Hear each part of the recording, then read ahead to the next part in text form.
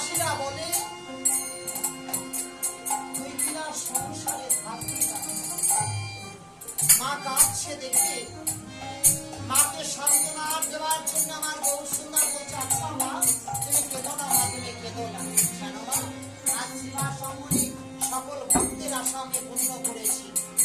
মা আমি তোমার সন্তান হয়ে বলছি, মা তুমি আজ আমার কাছে যা চাইবে তোমার সন্তান হয়ে আমি তোমাকে তাই দেবো। বলো মা তুমি কি চাও আমার কাছে? নিমাইকে পক্ষে জড়ায় ধরে কেঁদে কেঁদে বলছো, রে গোপাল এই অভাগিনী মা সন্তানের কাছে কি চাই জানিস? তাই জনম দুঃখিনী অভাগিনী মা যতদিন বাঁচবে আমি মৃত্যুর আগের সময় পর্যন্ত তোর ওই মধুমাখা কণ্ঠে যেন আমায় মা বলে ডাকিস রে গোপাল। আর কি জানিস এই নবদ্বীপ বাসীরা বলে তুই কিনা বিদেশী হবে। তাই আমার ইচ্ছা, আমার মনের আশা,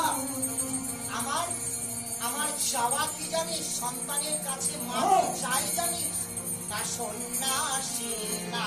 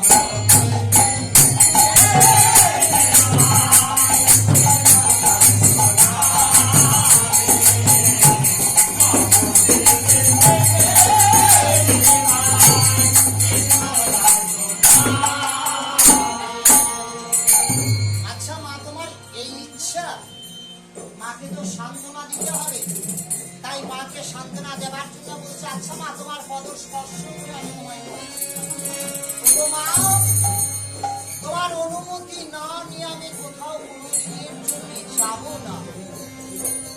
কেন মা?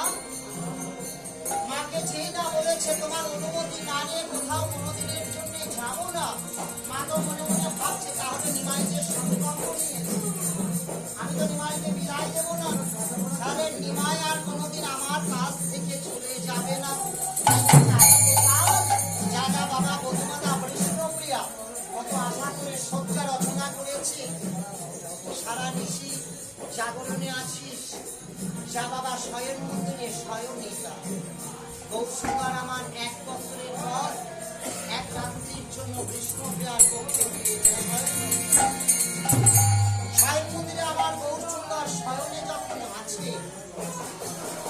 বিষ্ণুপ্রিয়া করছে কি তার জন্য অমন চরণ সেবা সেবা করছে আর তুমি নয়ন তলে ভেসে যায়।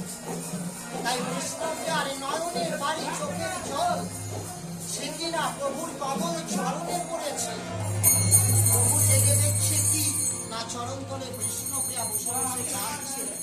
তাই দেখে বলছে আচ্ছা প্রিয়া কি কারণে তুমি চরণ তলে বসে কাঁদছো? আচ্ছা প্রিয়া আজ শ্রীবাসমনে সকল ভক্তের আশা পূর্ণ করেছি, মায়ের আশা পূর্ণ করবো কথা দিয়েছি। আজ আমি তোমার স্বামী হয়ে বলছি প্রিয়া আজ তুমি আমার কাছে যা চাইবে আমি তাই দেব। প্রিয়া তুমি কি চাও আমার কাছে? আমি তোমার স্বামী হয়ে বলছি যা চাইবে তাই দেব। অধিমাতা বিষ্ণুপ্রিয়া করে জোরে কেঁদে কেঁদে বলছে প্রভু গো এই অভাগিনী তোমার রানার চরণ ছাড়া তো আর জানে না, কারণ তোমার কাছে আমি কি চাইবো বলো? কারণ তুমি আমার সব, তুমি আমার হৃদয়ের স্পন্দন। হে গৌরসুন্দর তুমি আমার অঙ্গের ভূষণ। হে গৌরসুন্দর তুমি আমার প্রাণ।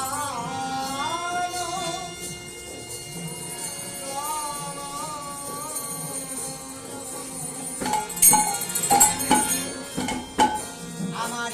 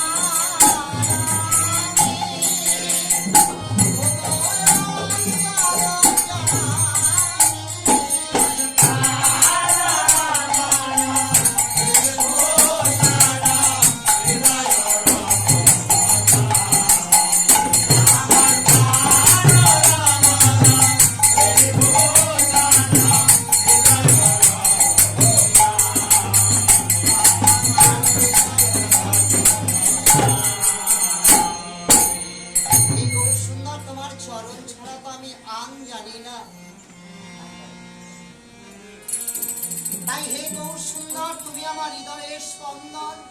এই অভাগিনী দাসী তোমার চরণে একটাই বিনতি, একটি আমার প্রার্থনা। এই অভাগিনী দাসী যেন ঠাই পায়